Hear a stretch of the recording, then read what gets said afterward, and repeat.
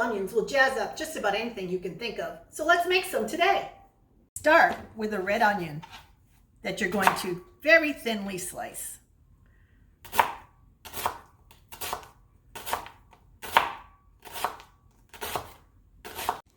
Then place your onion into whatever container you're going to use.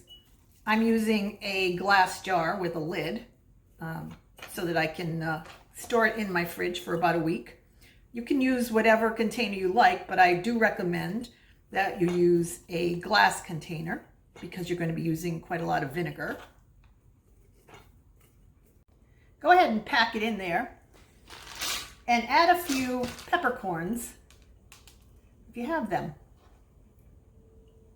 On your stove, measure out a half a cup of water, add a half a cup of, I'm using apple cider vinegar, but you can use just about any kind of vinegar that you like. Pour that into a pot. Add 2.5 tablespoons of granulated sugar,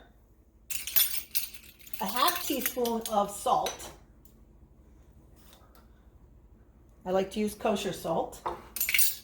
And then about, let's say 1/8 teaspoon of dry mustard. Just for a little bit of zing, zing, zing. Give that a stir.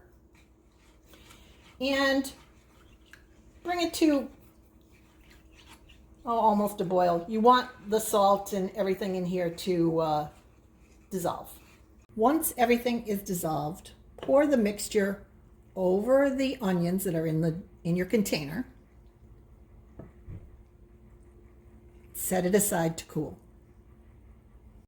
Store your pickled onions in your refrigerator for about a week and use them on anything you can think of. You'll find many ways to enjoy your pickled onions, like on sandwiches, on green beans, top delicious roasted or even boiled green beans with your pickled onions, or with some scrambled eggs, avocado, and the pickled onions.